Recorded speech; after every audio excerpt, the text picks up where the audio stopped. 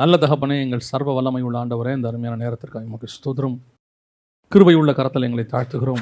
மகிமையின் தேவன் இம்மட்டும் எங்களை நடத்தி கொண்டு வந்திருக்கிறீர். இனிமேலும் நடத்த வல்லமை உள்ளவராக இருக்கிறீர். உடைய வலது கரம் எங்களை அணைத்து கொண்டிருக்கிற தயவுக்காக உமக்கு நன்றி ஆண்டவரே. ஆண்டவரே, இந்த வேளையிலும் நீர் எங்களோடு கூட பேசுவீராக, இடைபடுவீராக, உடைய வார்த்தைகளை அனுப்புவீராக. உடைய மகிமையுள்ள கரத்தில் எங்களை தாழ்த்துகிறோம். எங்கள் ஆண்டவர் இயேசுவின் நாமத்தில் பிதாவே. அல்லேலூயா. உன்னத பாட்டின் புஸ்தகம் 8ஆம் அதிகாரம் 6வது வசனம் சொல்லுகிறது, நேச வைராக்கியம் பாதாளத்தை போல் கொடிதாயிருக்கிறது, அதன் தழல் அக்னி தழலும், அதன் ஜுவாலை கடும் ஜுவாலையுமாய் இருக்கிறது.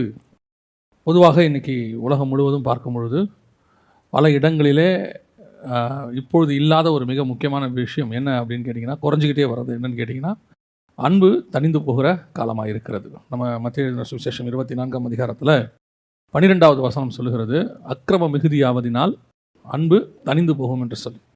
இந்த அக்கிரம மிகுதி உலகம் முழுவதும் ஆய்கொண்டிருக்கிறது. அக்கிரமம் அப்படின்னா நம்ம நிறைய நேரத்தில் நினைக்கிறோம்னா பாவத்தை நினைக்கிறோம். பாவம் மட்டும் இல்லை, எது கிரமமோ அதுக்கு ஆப்போசிட்டாக இருக்கிறது எல்லாமே என்னது? அக்கிரமம். அதாவது தேவன் ஒன்றை உண்டாக்கி இருக்கிறது கிரமம், அதுக்கு ஆப்போசிட்டாக மனுஷன் உண்டாக்குவது அக்கிரமம். அது கிளைமேட்லேயாக இருக்கட்டும், சாப்பாட்லேயாக இருக்கட்டும், அல்லது டெக்னாலஜியாக இருக்கட்டும், எது வேணாலும் இருக்கட்டும், தேவன் அது இப்போ பூமியை நிரப்பிக்கொண்டே இருக்கிறது.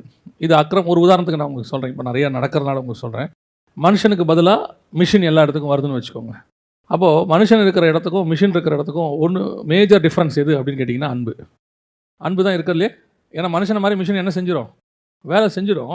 ஆனால் மனுஷனை போல் யோசித்து மனிதாபிமானத்தோடு நடந்து கொள்ளாது. இப்போது நீதிபதி இருக்கிற இடத்துக்கு ரோபோட்டை கொண்டு வராங்கன்னு வச்சுக்கோங்க. உதாரணத்துக்கு நீதிபதி சட்டத்தெல்லாம் ஆராய்ந்து பார்ப்பார். அதே நேரத்தில் அவருக்கு எது உண்மைன்னு அவருக்கு தெரியும். மனிதாபிமானம்னு ஒன்று இருக்குது இல்லையா? அந்த அன்பு யாருக்கு இருக்காது? மிஷினுக்கு இருக்காது. அந்த மாதிரி தான் இப்போ மிஷின் நல்லது அப்படின்னு நம்ம நினைக்கிறோம், அது பாவம் நம்ம நினைக்கிறது இல்லை. ஆனால் அது கிரமத்துக்கு ஆப்போசிட். பல நேரங்களிலே அது நடைபெற்று கொண்டு இருக்கிறது. அப்போது இன்றைக்கி உலகம் முழுக்க எல்லா இடங்களிலும் குடும்பத்தில் ஆரம்பித்து நாடுகள் வரைக்கும் குறைஞ்சி போயிருக்கிற ஒரு விஷயம் என்னன்னு கேட்டிங்கன்னா அன்பு. அதுவும் இப்போ அடுத்த இன்னும் கொஞ்சம் நாட்களில் சில வருஷங்களில் நீங்கள் பார்க்க போகிறீங்க, அன்பு என்பது கொஞ்சம் கூட இல்லாத ஒரு இடத்துக்கு வரப்போகுது. ஏன்னா ஒரு வார் ஸ்டார்ட் ஆகிடுச்சுன்னா போதும். இப்போவே அப்படி தான் இருக்குது. மனித உயிர்களை அவங்க என்ன நினைக்கிறதில்ல, ஒரு பொருட்டாக நினைக்கிறதில்ல. இப்போ சமீபத்தில் ஒரு ஹிஸ்ட்ரி ஒன்று படிக்க வேண்டி வந்துச்சு. அதில் பார்த்தீங்கன்னு சொன்னால் ஒரு அந்த ஏரியாக்குள்ளே இருக்கிற ஒரு மனுஷனை கண்டுபிடிக்க முடியல, ஆனால் அந்த ஏரியாக்குள்ளே தான் இருக்கிறான்னு தெரியுது. அதனால் அவங்க என்ன செஞ்சாங்க, இது நடந்து பல நூற்றாண்டாகுது. அதனால் என்ன பண்ணாங்களாம், அந்த ஏரியா மொத்தத்தையுமே எரிச்சிட்டாங்களாம். அங்கே இருந்த ஜனங்க எல்லாரையுமே, கிட்டத்தட்ட 1500 2000 பேர் இருந்த அந்த ஊரையே எரிச்சிட்டாங்க. அப்போது அவங்களை பொறுத்த வரைக்கும் ஒரு மனுஷனுடைய உயிரும் எல்லாருடைய உயிரும் எப்படி தான் இருக்குது? இதெல்லாம் சாதாரணமாக மாறிக்கிட்டே இருக்குது. இப்போ கொஞ்சம் கொஞ்சமாக தனி மனிதர்கள் குடும்பத்துக்குள்ளே ஆரம்பித்து அப்படியே வளர்ந்து உலகளாவிய அன்பு தணிந்து போகிற காலகட்டம் ஆயிடுச்சு. எதுக்குமே அன்பு தான் பேஸ். வேதம் சொல்லுது, 1 யோவான் 4ஆம் அதிகாரம் 16 வாசிங்க, தேவன் அன்பாகவே இருக்கிறார். தேவன் எவ்வளவுதான் நியாய தீர்ப்பு, நியாயப்பிரமாணம் எல்லாம் அவர்கிட்ட இருக்குது, அத்தனையுமே அவர்கிட்ட இருக்குது. ஆனால் தேவன் எப்படிப்பட்டவராக இருக்கிறார்? அன்பாகவே இருக்கிறார். எனக்கு ரொம்ப ஆச்சரியமாக ஒரு விஷயம், இது வரைக்கும் எனக்கு அது வேறு மாதிரி புரிஞ்சிருந்துச்சு. இந்த வசனத்தை தியானிக்கும் போது எனக்கு அது வேறு மாதிரி புரிஞ்சிச்சு. தேவனுக்குள்ள நியாயப்பிரமாணம் இருக்குது, நியாய தீர்ப்பு இருக்குது, தேவன்கிட்ட கோபம் இருக்குது. ஆண்டவர் எரிச்சல் உள்ள தேவன் இருக்குது பைபிளில். குமாரன் கோபம் கொள்ளாமலும் அவர்கிட்ட கோபம் இருக்குதுன்னு பார்க்குறோம். எல்லாமே இருக்குது தேவன். ஏன்னா தேவன் இதெல்லாம் நிறைஞ்சவர் தான். ஆனால் அவர் எப்படிப்பட்டவராக இருக்கிறாரு? அன்பாகவே இருக்கிறார். ஒரு வசனம் வாசிங்க, எனக்கு அந்த வசனத்துக்கான விளக்கம் இப்போ தான் புரிஞ்சிச்சு. வெளிப்படுத்தின விசேஷம் 1ஆம் அதிகாரம் 14வது வசனத்தை வாசிங்க பார்ப்போம். அவருடைய கண்கள் அக்கினி ஜுவாலையை போல் இருந்தது. அக்கினி ஜுவாலையை போல் இருந்ததுன்னா என்ன? பொதுவாக கண்கள் அக்கினி ஜுவாலைனா நான் நினச்சிக்கிட்டு இருக்கிறது, தேவன் கோபமாக பார்க்குறாரு, தேவன் அந்த இடத்துல நியாய தீர்ப்பு அப்படி பார்க்குறாரு. அக்கினினாலே நமக்கு நெருப்புனாலே எப்படி தான் தோணுது, அப்படி இருக்குது. ஆனால் தேவனுடைய பார்வை அக்கினி ஜுவாலை என்பது இன்னொரு அர்த்தமும் இருக்குது. தேவன் எப்படி பார்க்குறாரு? அன்பாகவே பார்க்கிறார். அவருடைய அன்பு நேசம் எப்படி இருக்குது? அக்கினி ஜுவாலையை போல் இருக்கிறது. அவருடைய கண்கள் எப்படி இருக்கிறது? அக்கினி ஜுவாலையாக இருக்கிறது. அப்போ அவருடைய கண்கள் நேசமாக இருக்கிறது, அன்பாக இருக்குது. வெளிப்படுத்தின விசேஷம் என்பதை நாம் பொதுவாகவே ஒரு நியாய தீர்ப்பின் புஸ்தகமாக பார்க்கிறோம், உண்மை. ஆனால் அதே தேவன் தான் அடுத்த வசனம் சொல்லுது, அவருடைய வாயிலிருந்து இருபுறம் கருக்குள்ள பட்டயம் புறப்பட்டது. இது நியாய தீர்ப்புக்கு.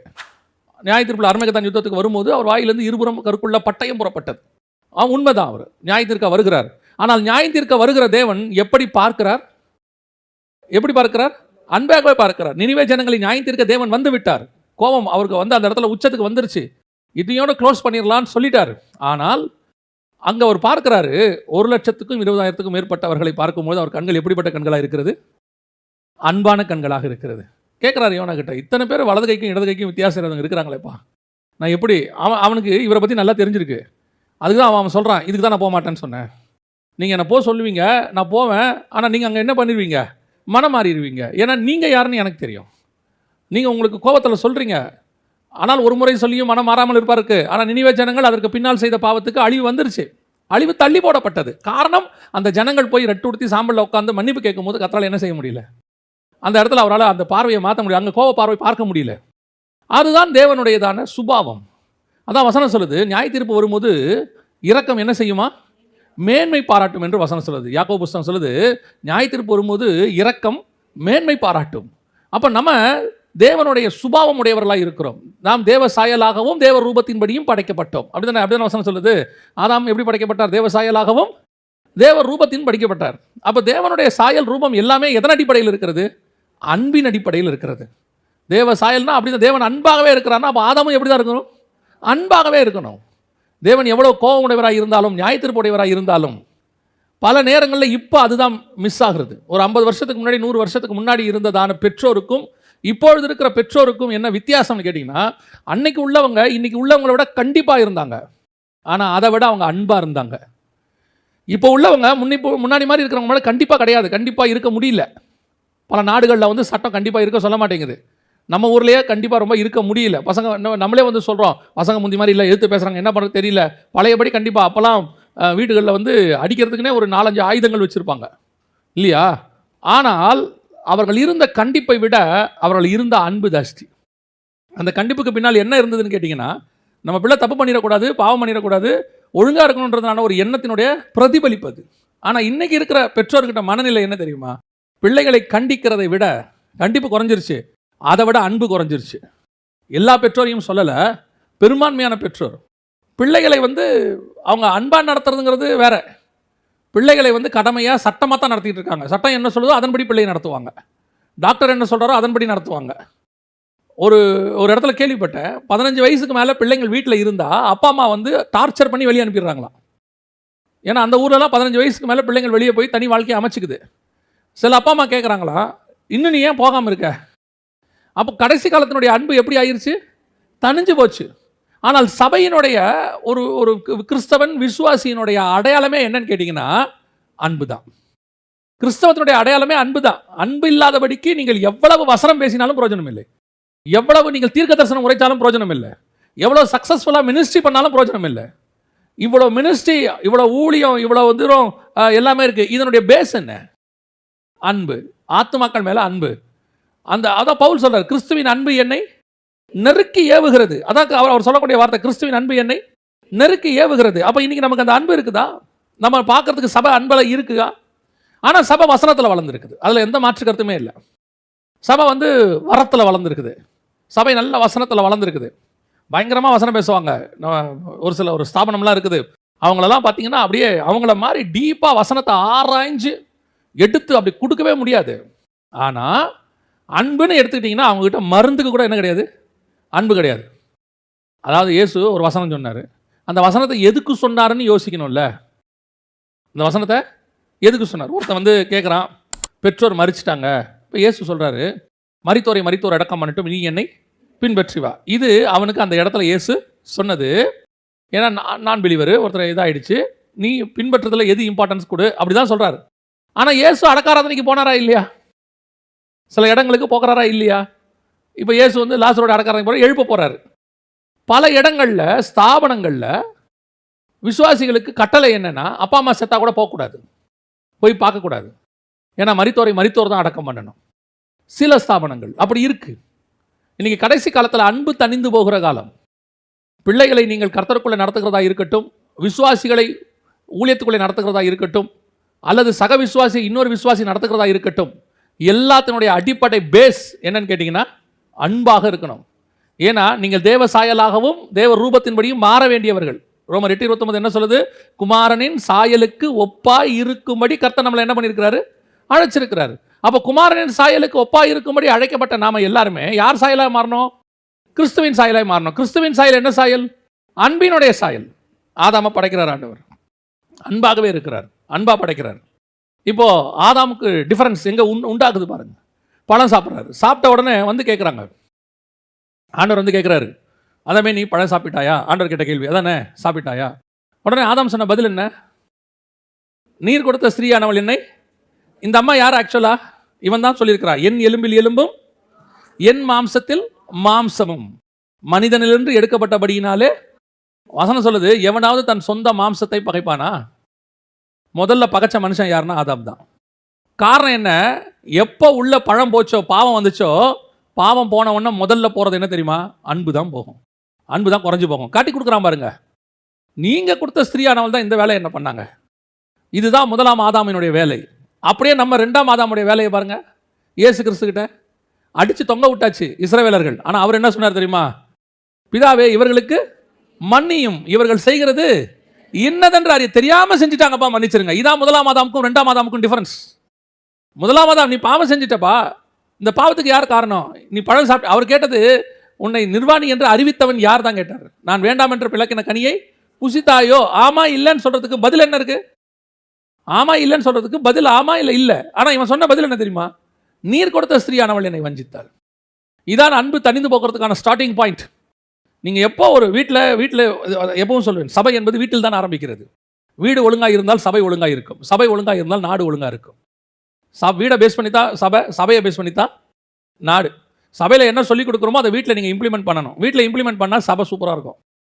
இப்போ வீட்டில் என்ன, இன்னைக்கு உள்ள கடைசி காலத்தில் இருக்கிற மிக முக்கியமான ஒரு காரியம் என்ன அப்படின்னு கேட்டிங்கன்னு சொன்னால், குற்றம் கண்டுபிடித்தல் அல்லது குறை சொல்லுதல். இது எல்லாத்தினுடைய நோக்கம் என்ன? அன்பு தனிந்து போச்சு. ஒரு முறை ஒரு இடத்துக்கு பிரயாணப்பட்டுக்கிட்டே இருக்கும்போது ஒரு 3 மணி நேரம் ஆயிடுச்சு, சாப்பிட ஒன்றுமே கிடைக்கல. ஸ்ரீலங்காவில் ட்ரெயினில் போயிட்டுருக்கிறேன், சாப்பிட ஒன்றும் கிடைக்கல. அந்த ஸ்டேஷன்லாம் அப்போலாம் ஒன்றுமே இருக்காது. ஒரே ஒரு ஸ்டேஷனில் வேர்க்கடலை விற்றுச்சு. 2 பாக்கெட் வேர்க்கடலை வாங்கினேன். வாங்கிட்டு முதலாவது பாக்கெட்டை பிரித்தேன். அப்படியே டக்குன்னு கொஞ்சம் கையை தேய்ச்சேன், அந்த தோலை எடுத்துகிட்டு அப்படியே வாயில் போட்டேன். ஒரு பாக்கெட் முழுக்க சாப்பிட்டு முடிச்சிட்டேன். இப்போ கொஞ்சம் பசி அடங்கிருச்சு. 2வது பாக்கெட்டை பிரித்தேன், எல்லாம் எடுத்துகிட்டு இப்படி கையில் வச்சுக்கிட்டு பார்த்தா நிறையா சொத்த வேர்க்கடலை இருந்துச்சு அடுத்த பாக்கெட்டில். இப்போ என்ன பண்ணால் அந்த சொத்த வேர்க்கடலை எடுக்க ஆரம்பித்தேன். அப்போ ஆவியானவர் ஒரு கேள்வி எனக்குள்ளே கேட்டார். ஏன் இதை நீ முதல் பாக்கெட்டில் பார்க்கலன்னு கேட்டார். ஏன் நீ இதை முதல் பாக்கெட்டில் பார்க்கல? அப்போது எனக்கு புரியல. அப்போ தான் எனக்கு ஒரு காரியத்தை உணர்த்தினார் ஆவியானவர். நீ பசியாக இருக்கும்போது உங்கள்கிட்ட பக்கத்தில் இருக்கிற எதிரோடைய குறையும் உனக்கு தெரியவே தெரியாது. எப்போ நீ பசி முடிஞ்சிருச்சோ அப்போ அடுத்தவங்களை பற்றின குறை உனக்கு தெரிய ஆரம்பிக்கும், அதில் உள்ள குறை உனக்கு தெரிய ஆரம்பிக்குது. இந்த தாட் வந்த பிறகு தான் பல விஷயங்களை யோசிக்க ஆரம்பித்தேன் நான். இது வந்து நிறைய காரியத்துக்கு பொருந்தும். நீங்கள் தேவன் மேலே அன்பாக இருந்தால் மனுஷன் மேலே இருக்கிற குறை உங்களுக்கு தெரியாது. நீங்கள் வசனத்தில் தாகமாக இருந்தால் மற்றவங்களை பற்றின குறை உங்களுக்கு தெரியாது. உங்கள் ஊழியத்தில் நீங்கள் பிஸியாக இருந்தால் மற்ற ஊழியத்தில் இருக்கிற குறை உங்களுக்கு தெரியாது. உங்களுடைய தேவனோடு கூட சஞ்சரிக்கிறது நீங்கள் இருந்தீங்கனால் மற்றவர்கள் தேவனை விட்டு எவ்வளோ தூரம் போனாங்கன்ற அவசியம் உங்களுக்கு கிடையாது. நீங்கள் எவ்வளோ தேவனோடு கூட இருக்கிறீங்களோ அவ்வளோக்கு அவ்வளோ உலகத்தை பற்றின கவலை உங்களுக்கு இருக்காது. இது இப்போயே நீங்கள் இப்படி எடுத்துக்கோங்க. நீங்கள் எவ்வளோக்கு எவ்வளோ உங்களுடைய கணவன் மேலேயோ மனைவி மேலேயோ பிள்ளைகள் மேலேயோ அன்பாக இருக்கிறீர்களானால் அவர்களை பற்றின குறை உங்களுக்கு தெரியாது. ஏன்னா அன்பு சகலத்தையும் தகிக்கும் இருக்கு இல்லையா? அப்போ ஆதாம் ஏன் என்ன பண்ணா? ஆதாமுக்கும் இயேசுக்கும் என்ன டிஃபரன்ஸு? ஆதாம் மனுஷி, என்னில் எடுக்கப்பட்டவள், என்னுடைய மாம்சம், என் எலும்பு, எல்லாம் ஓகே தான்ப்பா. ஆனால் பிரச்சனைன்னு வரும்போது அந்த அம்மா தான் காரணம்ட்டான். இன்றைக்கி நாம் அப்படி தான் இருக்கோம் வீடுகளில். இங்கே இருக்கிறவங்க எல்லாருமே பர்ஃபெக்ட் ஆகிறவங்க. 20 வயசில் அவனுக்கு ஒரு சுபாவம் இருக்கும், அதில் கொஞ்சம் குறைவுகள் இருக்கும். 40 ஆகும்போது அந்த 20 இருக்கிற குறைவு போயிடும். அப்போ அந்த 40 வயசில் இருக்கிற ஒரு குறைவுகள் இருக்க தான் செய்யும்.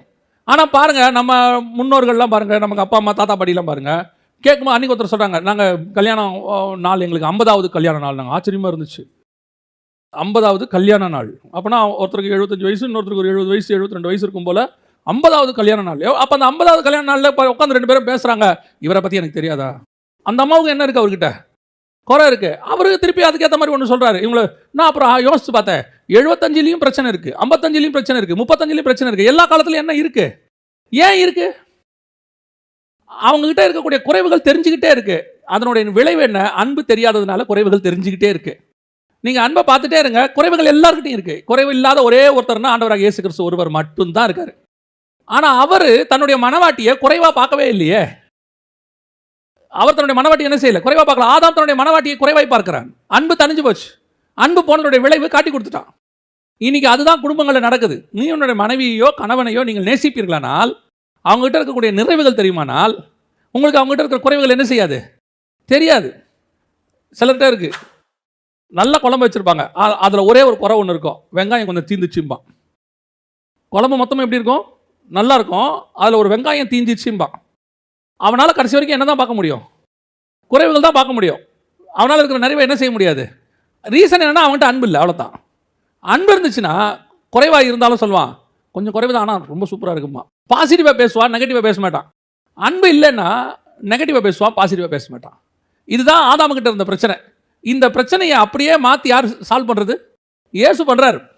அப்படியே அவர் சொல்கிறார், மொத்த குறைவுள்ள ஒரு மனவாட்டி சபையை பார்த்து ஆண்டவர் சொல்கிறாரு, இவர்கள் தெரியாமல் செய்கிறார்கள், இவர்களை மன்னித்து விடுங்க ஆண்டவரே. இன்னைய வரைக்கும் நம்மளை ஏன் ஆண்டவர் இவ்வளோ நேசிக்கிறார் சொல்லுங்க பாப்போம். இவ்வளோ தூரம் ஆண்டவர் நம்மளை நேசிக்கிறதுக்கு என்ன காரணம் அப்படின்னு பார்த்தீங்கன்னா, அதுதான் ஒரே ரீசன். அவர் மற்ற எதையுமே நம்மக்கிட்ட பார்க்கவே இல்லை. அவர் நம்மக்கிட்ட பார்க்குற ஒன்றே ஒன்று என்ன அப்படின்னு கேட்டிங்கன்னா, நம்மக்கிட்ட இருக்கிற அன்பு. அவர் நம்மளை நேசிக்கிற மாதிரி நாம் அவரை நேசிக்கிறோமா? ஆனால் நம்மக்கிட்ட ஒரு குணம் இருக்குது, என்ன தெரியுமா, கிறிஸ்துவை நாம் நேசிக்கிறோம். அதில் எந்த மாற்று கருத்துமே இல்லை. கிறிஸ்துவை நேசிக்கிறோம். நமக்கு கிறிஸ்துக்கிட்ட குறை இருக்குதா? ஏதாவது குறை இருக்கா? சொல்லுவோமா நம்ம கிறிஸ்துக்கிட்ட குறை இருக்குன்னு? இல்லை. மனவாளன்கிட்ட குறைவில்லை. அதுக்கு மாடலாக இருக்கிற மனுஷங்கிட்ட ஏன் நமக்கு குறைவு இருக்குது? இது ஒரு வகையில் நாம் மாய்மாலம் பண்ணுறோம். உண்மை அதுதான். நம்ம இன்னும் கிறிஸ்துக்கிட்ட நமக்கு குறையில்லை, அன்பாக இருக்கிறாரு, நாம் அன்பாக இருக்கிறோம். அப்போ கிறிஸ்துவின் சாயலாய் படைக்கப்பட்ட மனுஷங்கிட்ட மட்டும் ஏன் குறைவு வருது? ஏன் உங்களால் நேசிக்க முடியல? என்ன காரணம்னா, கிறிஸ்துவை நாம் பார்க்குற மாதிரி கூட இருக்கிறவங்கள பார்க்கறது இல்லை. ஆனால் கிறிஸ்து நம்ம எல்லாரையும் ஒரே மாதிரி தான் பார்க்குறாரு, ஒரே மாதிரி தான் பார்க்குறாரு. சில ஆட்கள் பார்த்தீங்கன்னு சொன்னால் அத்தனை பேர் மேலேயும் அன்பாக இருப்பான், ஊரில் எல்லார் மேலேயும் நேசிப்பான். அவன் ஊரில் நேசிக்கிற மாதிரி அவன் பார்த்தீங்கன்னா ஒரு பட்டமே இருக்கும், அவனுக்கும் இருக்கும் சரி, அவர் மனைவியும் சரி. ஐயோ அந்த அம்மா அப்படி ஒரு அன்பான அம்மா, போஷிக்கலன். ஆனால் வீட்டுக்குள்ளே வந்து பாருங்கள், 2 பேரும் எலியும் புனியமாக தான் இருப்பாங்க. என்ன காரணம்? அப்போ இவங்ககிட்ட அன்பு இல்லையா? இருக்குது. வெளியே இருக்கிறவங்ககிட்ட குறை இல்லையா? இருக்குது. வெளியே இருக்கிறவங்ககிட்ட குறைய பார்க்காம வெறும் அன்பை மாத்திரம் செய்கிறவங்க வீட்டுக்குள்ளே வரும்போது என்ன பார்க்குறாங்க? வெறும் குறைய மட்டும் பார்க்குறாங்க, அன்பு இல்லாமல் போகுது. ஸோ அப்போ இங்கே வரும்போது என்ன ஆகுது? வெளியே இருந்து போய் அவங்களோட சாட்சியை கேட்டு பாருங்கள், ரொம்ப அன்பான மனுஷங்க, அவர் ஏழைகளுக்கு உதவுறதுலையும் சரி, அவருக்கு இது பண்ணுறதுலையும் சரி, அவரை மாதிரிலாம் அடிச்சிக்க முடியாது. அந்த அம்மாவை பற்றி கேட்டு பாருங்கள், ரொம்ப அன்பானவங்க, எந்த நேரத்துக்கு ஓடி வந்து ஜோம் பண்ணுவாங்க, காசு இல்லைனாலும் சரியா கொண்டாந்து கொடுப்பாங்க, எல்லாம் சொல்கிறாங்க. வீட்டில் அதே சாட்சியை கேட்டு பாருங்கள், அப்போ தான் அவங்கள பற்றின உண்மைகள் வெளியே வரும். அப்போ நமக்கே சந்தேகமாக இருக்கும், இந்த அம்மா தானே சொல்கிறாங்களா, இந்த ஐயாவை பற்றி தான் பேசுகிறாங்களா? ஏன்னா இவரை பற்றி வெளியே சாட்சி வேறு மாதிரி இருக்குது. அப்போ வெளியே ஏன் அப்படி இருக்கிறார், உள்ளே ஏன் இப்படி இருக்கிறார் அப்படின்னும் போது உள்ளுக்குள்ளே இருக்கிற அவருக்கு அந்த குடும்பத்தில் இருக்கிற குறைவுகள் தெரியுது. இன்றைக்கி இருக்கிற பசங்கிட்டலாம் ஒரு நல்ல சுபாவம் இருக்குது. நம்ம காலத்தில் நம்ம அப்பா அம்மாங்கள் சொல்லும்போது நம்ம அது பெருசாக எடுத்துக்கல. ஆனால் இப்போ இருக்க பசங்க எடுத்துக்கிறானுங்க பெருசாக. ஒன்று சொல்கிறானுங்க, நம்ம அப்பா அம்மாலாம் ஒன்று சொல்லுவாங்க தெரியுமா, ஏய் அந்த பையனை பாடுறான், எப்படி படிக்கிறான் பாரு, கஷ்டப்படுற பையன், ஆனால் அவன் நல்லா படிக்கிறான், நீ நல்லா சாப்பிட்டு படிக்க மாட்டேங்கிற சொல்கிறாங்களா? இப்போ நம்ம அப்படி சொன்னோம்னா அடுத்த வார்த்தை என்ன தெரியுமா சொல்கிறான் பையன், யாரோடைய என்ன பண்ணாதீங்க, கம்பேர் பண்ணாதீங்க. உங்களுக்கு என்னென்ன சொல்லணுமோ சொல்லுங்கள், யாரோடைய என்ன செய்யாதீங்க. இந்த வார்த்தையை எல்லாரும் சொல்கிறான்ல, எந்த வீட்டுக்கு போனாலும் சொல்லலாம். இப்போ அவனுக்கு அது பிடிக்கல, கம்பேர் பண்ணுறதே பிடிக்கல. அப்போ அவன் என்ன சொல்கிறான், நீ அவன் ஒஸ்ட்டு நான் வந்து கம்மின்றியா? அப்போ நீ எங்கிட்ட இருக்க குறைய சொல்லு, இன்னொருத்தரோட என்னை கம்பேர் பண்ணாத. இதுதான் அவர்கள் எதிர்பார்க்கிறது. கிறிஸ்து ஒரு நாளும் நம்மை யாரோடையும் கம்பேர் பண்ணதே கிடையாது. நமக்கு பிரச்சனையே இல்லை, அன்கம்பேரபிள் காடு. நம்ம யாரோடையும் அவரை கம்பேர் பண்ண வேண்டிய அவசியமே கிடையாது. ஆனால் அவர் நினச்சிருந்தா, இப்போ இயேசு நினச்சிருந்தா பேதுருவை கூப்பிடும்போது அழகாக சொல்லியிருக்கலாம், என்ன பேதுரு, உன்னை நான் ரொம்ப நம்பினேன், முன்னாடியே வேற சொன்னேன், நீ இப்படி செஞ்சுருக்கலாமா, நீ என்னை மறுதளிச்சிருக்கலாமா, ஒரு வார்த்தை கேட்டிருக்கலாமா? ஒன்றுமே கேட்கல. திருப்பி அவர் கேட்குறதா, அன்பா இருக்கியா, நீ என்ன குறை இருந்தாலும் இருந்துட்டு போட்டோம், நீ என்னை மறுதளிக்கிற, சரி மறுதளிச்சுட்டு போ, ஆனால் அன்பா இருக்கியா? அவ்வளோதான் கேள்வி. தேவன் சபையினிடத்தில் எதிர்பார்க்கிற மிக முக்கியமான சுபாவம் அன்பு. உங்களுடைய அன்பு தான் சபையினுடைய வெளிப்பாடு. உங்கள் அன்பு தான் குடும்பத்தினுடைய வெளிப்பாடு. குடும்பம் பயங்கர மினிஸ்ட்ரி பண்ணி கணவனும் மனைவியும் சண்டை போட்டு பிரிஞ்சு டிவோர்ஸ் பண்ணாங்கன்னா அந்த மினிஸ்ட்ரியினுடைய பிரயோஜனம் என்ன? அந்த மினிஸ்ட்ரியினுடைய பிரயோஜனம் என்ன? சரி, நீங்கள் நல்லா மினிஸ்ட்ரி பண்ணுறீங்க, திடீர்னு 2 பேர் உங்கள் வீட்டுக்கு வராங்க, சும்மா சண்டை போட்டு நிற்கிறீங்க. நீங்கள் அத்தனை நாள் போதிச்ச போதனை, உங்களை பற்றின சாட்சி, நீங்கள் கொடுத்த வார்த்தை அத்தனையும் என்ன ஆகும்? ஒரே சண்டை நீயும் மனைவியும் போடுறதுல கொலாப்ஸ் ஆயிரும். அப்போ நீங்கள் பண்ணதுனால எல்லாமே க்ளோஸ். 5000 பேருக்கு போதிக்க முடியும், வீட்டில் இருக்கிற 5 பேரோடு உங்களால் சாட்சியாகி வாழ முடியாது. ஆனால் இயேசு என்ன சொல்கிறாரு, நீ இங்கே இருந்தால் தான் அங்கேவே இருக்க முடியும், இங்கே சாட்சியாக இருந்தால் தான் அங்கே இருக்க முடியும். வீட்டுக்குள்ளே உன்னால் நல்ல பேர் வாங்க முடியல, வீட்டுக்குள்ளே ஒரு நல்ல கணவன், நல்ல மனைவி, நல்ல தாய், நல்ல தகப்பன்னு உன்னால் சாட்சி வாங்க முடியல. தாயும் தகப்பனும் அன்பாக இருந்தால் மட்டுமே பிள்ளைகள் அவர்கள் குடும்பத்தில் அன்பாக இருப்பார்கள். நீங்கள் என்ன சொல்கிறீங்க தெரியுமா? என் பொண்ணு போயிட்டு அங்கே போய் பயங்கர சண்டை. ஏன் சண்டை? அந்த பொண்ணு உங்கள் வீட்டில் உங்களை பார்த்து வளர்ந்துருக்குது. நீங்கள் தான் அதுக்கு முதல் சாட்சி. நீங்கள் என்ன பண்ணுறீங்கன்றத ஒரு விஷயம் நல்லா தெரிஞ்சுக்கொள்ளுங்க. நீங்கள் ஒரு மீன் மார்க்கெட்டுக்குள்ளே போயிட்டு வாங்களேன். நீங்கள் மீன் வாங்க வேண்டாம். மீன் மார்க்கெட்டுக்குள்ளே போயிட்டு ஒரு 15 நிமிஷம் ரவுண்ட் அடிச்சுட்டு வாங்க. உங்கள் மேலே மீன் வாசனை வருமா வராதா? நீங்கள் வாங்கவே வேண்டாம். வரும் தானே? சண்டை போடுற ஒரு குடும்பத்துக்குள்ளே 15 வருஷம் இருந்தால் உங்கள் மேலே என்ன வாசனை வரும்? சண்டை போடுற வாசனை தான் வரும். உங்களை அறியாமலே அதான் வரும். உங்களுடைய சுபாவம் உங்கள் பிள்ளைகளுக்குள்ளே வந்திருக்கும். உங்கள் கணவனுடைய சுபாவம் உங்கள் பிள்ளைகளுக்குள்ளே வந்திருக்கும். உங்கள் கணவன் பேசுகிற வார்த்தை, உங்கள் மனைவி பேசுகிற வார்த்தை உங்கள் பிள்ளைகளுக்குள்ளே வந்திருக்கும். நீங்கள் அன்பாக இருக்கிறதை உங்கள் பிள்ளைகள் பார்த்தாதான். நம்ம பெற்றோரெல்லாம் ரொம்ப படிக்காதவங்க. நான் சொல்கிறது ஒரு 30-40 வருஷத்துக்கு முன்னாடி பெற்றோர் படிக்காதவங்க. ஆனால் அவனுக்கு இருந்த ஞானம் இருந்துச்சு இல்லை. அவன் சொல்லுவான், பிள்ளைகள் எதிரில் சண்டை போடாதம்பா. அடிக்கடி ஒரு வார்த்தை சொல்லுவாங்க, பிள்ளை எதிரில் என்ன செய்யக்கூடாது? சண்டை போடக்கூடாது. எதை பிள்ளைகள் எதிரில் செய்யணும், எதை பிள்ளைகள் எதிரில் செய்யக்கூடாது என்பது அவர்களுக்கு தெரியும். ஃபர்ஸ்ட் ஃபெஸ்டிவல் வரும், பண்டிகை வரும், பிள்ளைகளெல்லாம் கூப்பிட்டு உட்கார வச்சு மொத்தமாக கொண்டாடுவாங்க. ஆனால் சண்டைன்னு வரும்போது அவங்க 2 பேரும் சண்டை போடுறத ரூம்குள்ளே யாருக்கும் தெரியாமல் தான் போடுவாங்க. ஏன்? நீங்கள் தேவ சாயலாய் படைக்கப்பட்ட மாதிரி உங்கள் சாயலில் உங்கள் பிள்ளைகள் வரணும். உங்களை பார்க்குறாங்க உங்கள் பிள்ளைகள். இதுதான் இன்னைக்கு சபையினுடைய நிலைமை, ஆவிக்குரிய குடும்பத்தினுடைய நிலைமை. சபையில் 3/4 மணி நேரம் உட்காந்து பிரசங்கம் கேட்குறாங்க உங்கள் பிள்ளைகள். ஆனால் 365 நாளும் உங்களைத்தான் பார்க்கிறார். வசனம் உங்ககிட்ட கிரியை செஞ்சிருக்குதா இல்லையான்றதை உட்காந்து உங்கள் பையன் பார்த்துக்கிட்டு இருக்கிறா, உங்கள் பொண்ணு பார்த்துக்கிட்டு இருக்குது. நீங்கள் என்ன தெரியுமா சொல்கிறீங்க? பையன் கொஞ்சம் கோவமாக பேசுனா, ஏன் கோவமாக பேசுகிற, ஏன் சவுண்டாக பேசுகிற? உங்களை பார்த்தா உங்கள் பிள்ளைகள் எப்படி வருவாங்க? அப்படி தானே வருவாங்க. கவனித்துக் கொள்ளுங்கள். அன்பு மிக முக்கியமானது. அன்பு இல்லாவிட்டால் மொத்தமும் வேஸ்ட். குறை காண்றதை நிறுத்திடுங்க. குறை இருக்குது, எல்லாருக்கிட்டையும் இருக்குது. Everybody have. Pastor PS Rajamani அழகாக ஒரு வார்த்தை சொல்வார். அவர் குடும்பங்களுக்கு ரொம்ப அழகாக செய்தி எடுக்கிற மனுஷன். அவர் அழகாக சொல்வார், அக்செப்ட் ஆஸ் இட் இஸ். கர்த்தர் உங்களுக்கு எப்படி கொடுத்தாரோ அப்படியே ஏற்றுக்கொள்ளுங்கள். அதுதான் உங்களுக்கு நல்லது. உங்களுக்கு உங்களை மாதிரி மாறணும்னு ஆசை இருக்குதா? ஜெபம் பண்ணுங்க. நீங்கள் மாற்றாதீங்க. ஏன் தெரியுமா? நீங்கள் மாற்ற ஆரம்பித்தா அவர் உங்களை மாற்றணும்னு நினைப்பார். நீங்கள் ஒருவேளை அவர் ரட்சிக்கப்படாதவராக இருப்பார், மனைவி ரட்சிக்கப்படாத மனைவியாக இருக்கும். அது ஆண்டவருக்குள்ளே வரணும்னு நினைக்கும். நீங்கள் சொன்னீங்க, கேட்கல, ஜெபம் பண்ணுங்க, அவ்வளோதான். நீங்கள் சண்டை போடுறதுனால ஒருத்தர் என்ன செய்ய மாட்டாங்க. நிறைய பேர் ரட்சிக்கப்படாத கணவன், ரட்சிக்கப்படாத மனைவி இருக்கிறாங்க வீட்டில். நிறைய பேர் என்ன நினைக்கிறாங்க தெரியுமா? பிசாஸ், எனக்கு விரோதமாய் போராடுகிற பிசாஸ். அவன் ரட்சிக்கப்படவே மாட்டான். பார்த்துறீங்களா? அந்த மனைவி ரட்சிக்கவே படாது. நீங்கள் பிசாசுன்னு சொல்லி பாருங்கள், அது தலை விரிச்சாடும். நான் எவ்வளோ கட்டினாலும் அதை கட்டவே மாட்டேங்குது, ஏன் தலை விரிஞ்சே இருக்குது அப்படின்னா, உங்களுக்கு கொடுத்த மனைவியை நீங்கள் பிசாசுன்னு நினைக்கிற வரைக்கும் அது அப்படி தான் இருக்கும். உங்களுக்கு கொடுத்த கணவன் அது பிசாசுன்னு நினைக்கிற வரைக்கும் அப்படி தான் இருக்கும். நீங்கள் அதை ரட்சிப்புக்கு ஜெபம் பண்ணுங்கள், நேசிங்க. இது எப்படியாவது ரட்சிக்கப்பட்டோம் ஆண்டவரே. அப்போ நம்மளுடைய வேலை என்ன? மிக முக்கியமானது கிறிஸ்துவினுடைய அன்பு. அதை வச்சு நீங்கள் ஜெபம் பண்ணுங்க, அதை முன்னிலைப்படுத்தி ஜெபம் பண்ணுங்க. அப்போ தான் மிக முக்கியமாக உங்களுக்குள்ள இருந்து கிறிஸ்துவின் சாயல் வெளிப்படும், கிறிஸ்துவின் சுபாவம் வெளிப்படும். இது எதுக்கு?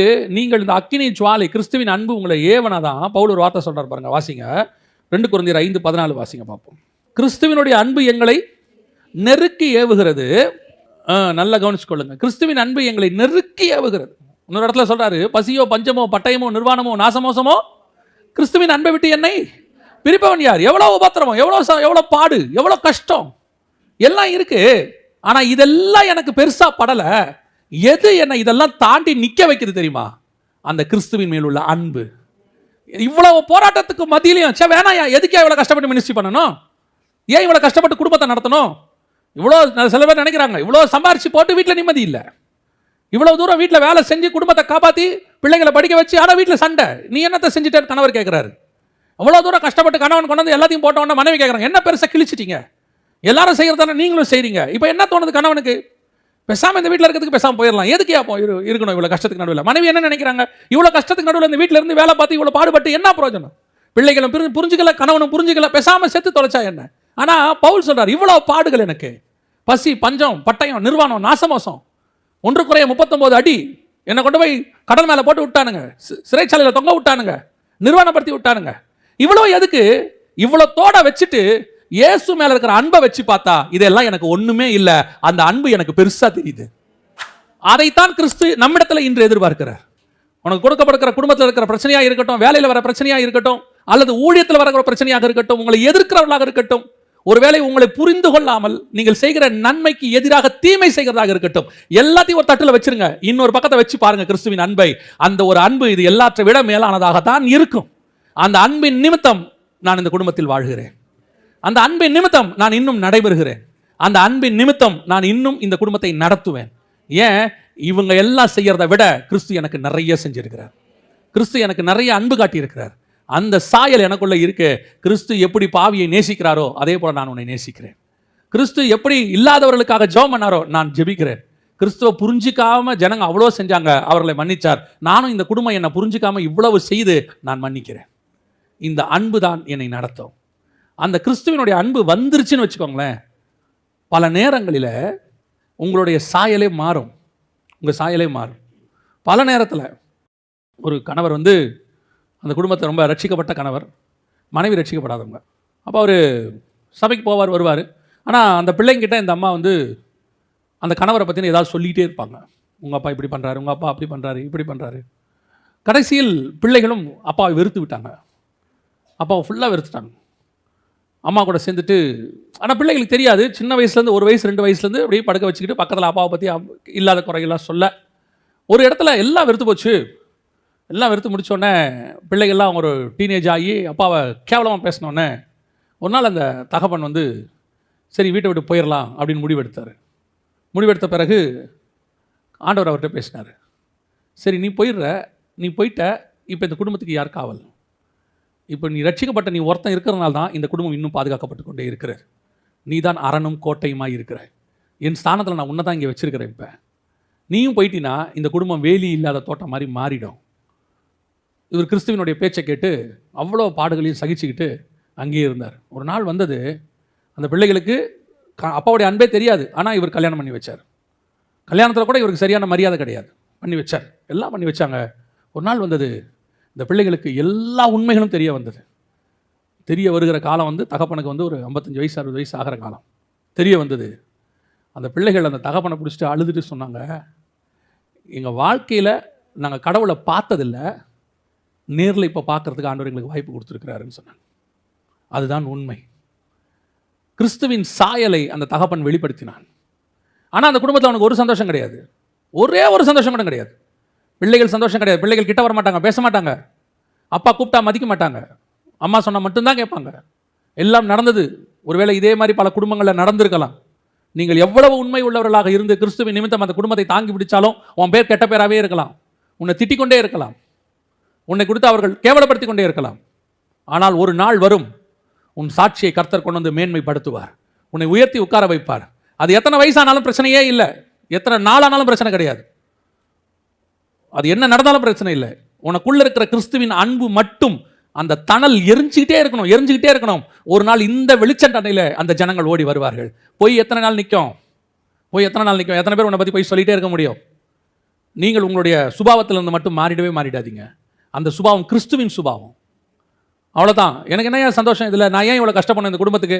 நான் எதுக்காக இவ்வளோ பாடு சகிக்கணும்? இவ்வளோ பட்டு என்ன பிரயோஜனம்? நான் போனால் இந்த குடும்பம் நடுத்தரில் நிற்கும், அப்போ தான் இவங்க என்னை பற்றி புரிஞ்சுப்பாங்க. இல்லை, நீ போய் அவங்க நடுத்தரில் நின்று உன்னை புரிஞ்சிக்க கூடாது, நீ கூடவே நின்று உன் அன்பை அவங்க புரிஞ்சுக்கணும்.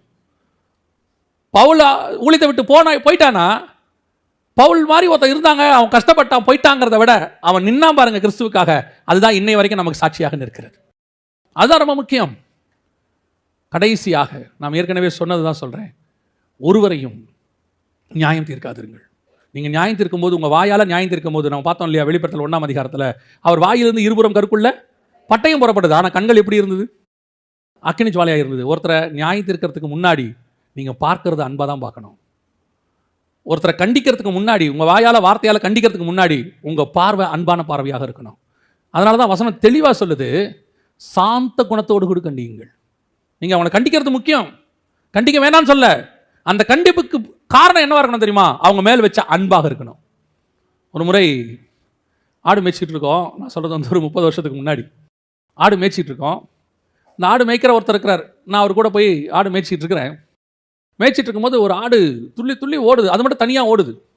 நான் உடனே என்ன பண்ணேன், ஒரு சின்ன குச்சி எடுத்து பட்டீர்னு ஒரு அடி அடித்தேன். அந்த ஆட்டை அடித்த உடனே அந்த செகண்ட் அந்த மேய்க்கிறவர் சொன்னார், என்ன பண்ணி அதை போட்டு அடிக்காதப்பா அப்படின்னாரு. என்னண்ணே ஓடிக்கிட்டே இருக்கு அப்படின்னா, அது அப்படி தான்ப்பா ஓடும், அப்படி அடிக்கூடாதுப்பா, பாவன வாயில்லா ஜீவனில், அவரே ரசிக்கப்படாதவர். அவர் சொல்கிறார், அது வாயில்லா ஜீவனில், அது அடிக்கக்கூடாதுப்பா. ஒரு மெய்ப்பனுக்கும் மற்றவனுக்கும் உள்ள வித்தியாசம் இதுதான். ஒரு மெய்ப்பனுக்கும் மற்றவனுக்கும் உள்ளது. கண்டிக்கணும், அவரும் அடிக்கிறாரு. ஆனால் அவர் அடிக்கிற அடி தழும்பு ஏற்படுத்துகிற அடி அல்ல, திருந்துகிற அடி. இப்போ நம்ம அடிக்கிற அடி அதுக்கப்புறம் அது செத்தே போகும். Close, finish. இதுதான் இன்னைக்கு நம்ம கண்டிக்கிற கண்டிப்பு. வாயிலே நியாய தீர்ப்பு இருக்கிறது நமக்கு. இருபுறம் கருக்குள்ள பட்டயம் எவனையும் வெட்டுது, சுருக்கு சுருக்குன்னு குத்துது. பேசுறதே குத்துற மாதிரி தான் பேசுறது. அத்தோட அவன் உயிர் போயிடணும் அப்படி பேசுறது. இதை ஒரு பெருமையா கூட நினைச்சுக்கிறது சிலர். என் ஃப்ரெண்டு அடிக்கடி சொல்லுவான், சிலர்லாம் வாயில குண்டூசி போட்டுட்டு துப்புறான்டாம்பா. வாயில் என்ன பண்ணிருக்கானா, குண்டூசி போட்டுட்டு துப்புறானாம். அந்த அளவுக்கு வாயிலிருந்து புறப்படுகிறதெல்லாம் இருபுறம் கருக்குள்ளது, குத்தும் போட்டு. ஆனா கண்ணு மட்டும் கோபமா தான் இருக்கும். ஆனா நமக்கு அப்படி இருக்கக்கூடாது. நம்ம கண்டிக்கிறதா இருக்கட்டும், திட்டுறதா இருக்கட்டும், நம்ம செய்கிற ஒவ்வொன்றா இருக்கட்டும், அதுக்கு பின்னால் பார்வை மாத்திரம் அக்கினி ஜுவாலையான பார்வையாக இருக்கணும்.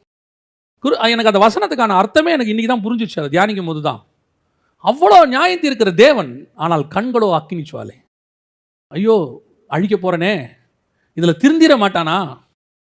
அவர் சொல்றார், இப்பொழுதே நான் அக்கினியை போட வந்தேன், பற்றி எரிய வேண்டும் என்று விரும்புகிறேன்.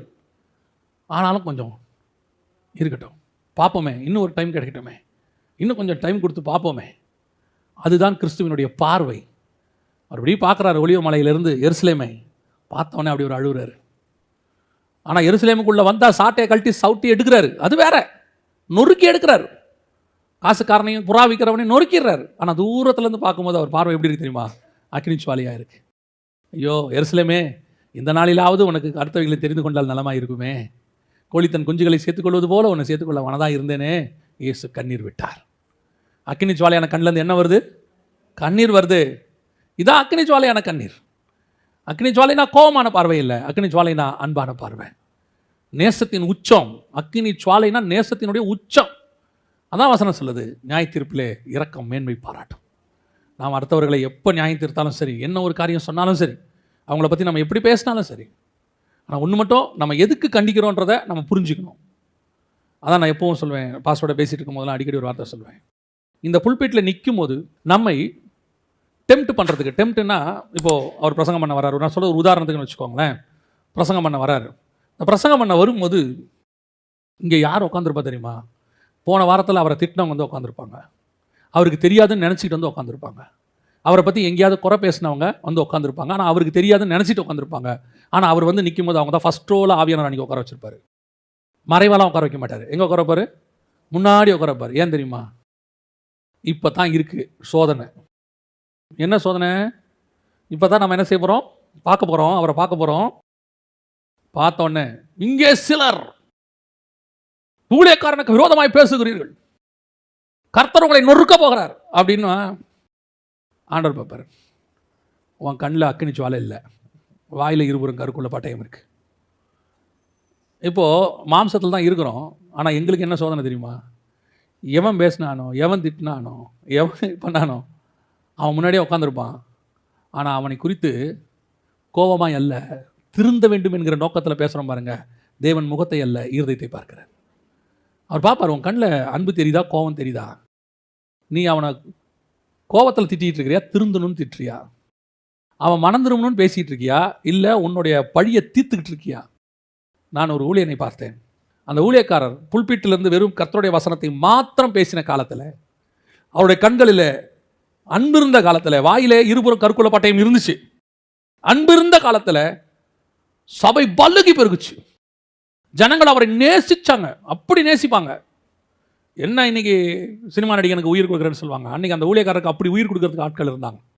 ஆனால் ஒரு காலகட்டத்தில் அவருடைய கண்களில் அன்புக்கு பதிலாக கோபம் வந்துருச்சு. அவரை பற்றின பேசினது அந்த கேட்டு கேட்டு கேட்டு அவருக்கு ஒரு வெறுப்பு வந்து, இப்போவும் அதே இருபுறம் கருக்குள்ள பட்டயம் தான் வாயில. ஆனால் இப்போ பட்டயம் எப்படி வருதுன்னா, அவனை திருத்த வரல, வெட்ட வருது, அவனை குத்த வருது, நியாயம் தீர்க்க வருது. இப்போ நான் சொல்லுவேன், கொஞ்ச நாட்கள்ல அப்படியே அந்த கண்களில் இருந்ததான அன்பு போய் கண்கள் கோபமா மாறின பிறகு அவரை அறியாமலேயே ஜனங்கள் அவரை விட்டு போக ஆரம்பித்தார்கள். கடைசியில் அவருக்கு ஆட்களே இல்லை, அவர் கூப்பிட்டாலும் வர்றதுக்கு ஆட்கள் இல்லை, அந்த மாதிரி ஆயிடுச்சு.